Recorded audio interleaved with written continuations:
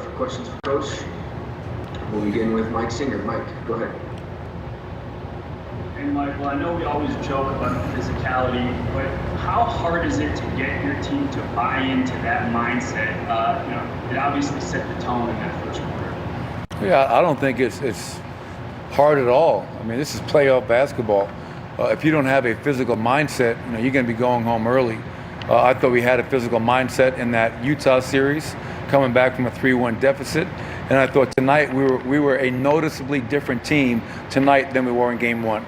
Our defense, our activity, and the fact that we were willing to help each other. I thought Jeremy Grant's defense on Kawhi was spectacular, but the four guys behind it were giving the necessary help. I thought Gary Harris's defense on Paul George was terrific, but the help behind that was what we need and what we didn't have in Game 1. Obviously, the one area we have to clean up is the offensive rebounds. We played great defense, but they're able to grab 19 offensive rebounds, I believe, for 27 points. So if we can defend at the same level and clean up the glass, then we have a chance to really make some headway in this series. All right, next we'll go to TJ McBride. TJ, go ahead.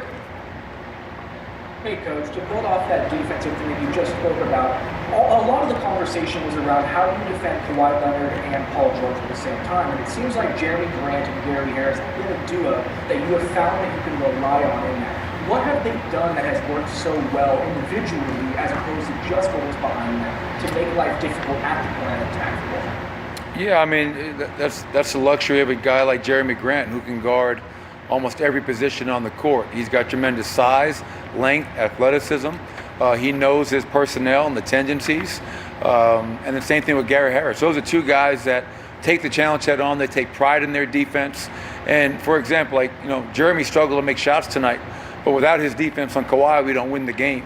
Gary Harris obviously got really hot in that fourth quarter, made 3 threes, which is a huge part of our win, but his defense on Paul George was fantastic. But I do have to say, TJ, you can play the best defense in the world one-on-one, but if that help's not built in, if you're hugged up on the perimeter, you can't guard them one-on-one. I don't care what you do.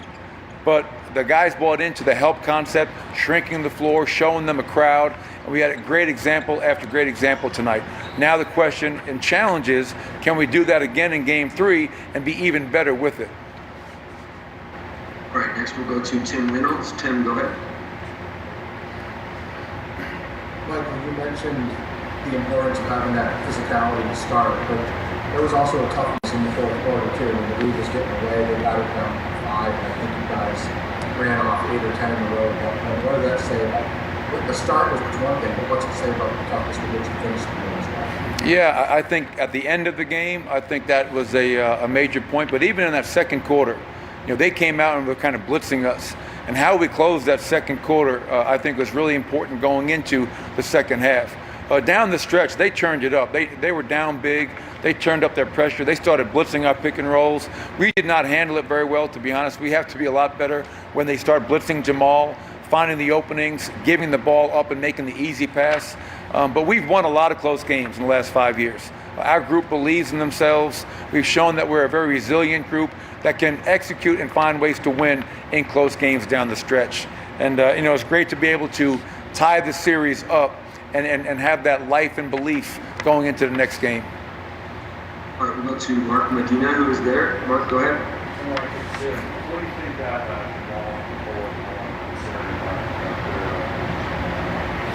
Yeah, that first quarter, Nikola was phenomenal. Obviously, I think the big point of emphasis coming out of Game 1 for us was as a game wore on, we stood, the ball didn't move, the bodies didn't move, we just came down and settled. We did not make their defense work at all.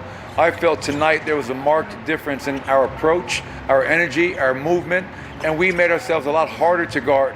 And when we're at our best, the ball finds the open man, right? The ball, the pass is king, finds the open man, and Nikola was open. Their bigs are down the floor. He made the right reads, and he shot it well. And Jamal, you could tell, was much more rested tonight compared to Game 1 and ready to go and had a very big night for us as well. All right, we have time for one more here. We'll end with Kendra Andrews. Kendra, go ahead. Hey, Michael, you've touched on it here and there so far, but what allows you guys to get off to a 44-point first quarter? Yeah, I think it was when we defend, our identity is try to defend, rebound, and run. And I thought in that to start the game, our defense was fantastic. We were coming up with stops, rebounds, loose balls, and that fueled our break. That got us out in the open court. So now you're not playing against a set defense for 48 minutes. If we have to take the ball out of the net and play against their defense in the half court, it will make for a very long night offensively. We are at our best, Kendra, when we can get out and attack, and the ball moved. We had energy in the ball, and we had energy in our bodies. We weren't just standing around and ball watching ourselves. And that's when we're at our best. And it's hard to sustain that for 48 minutes. We had some really good examples, and we had some stretches where we have to be a lot better. And I know we will. We'll clean that up tomorrow.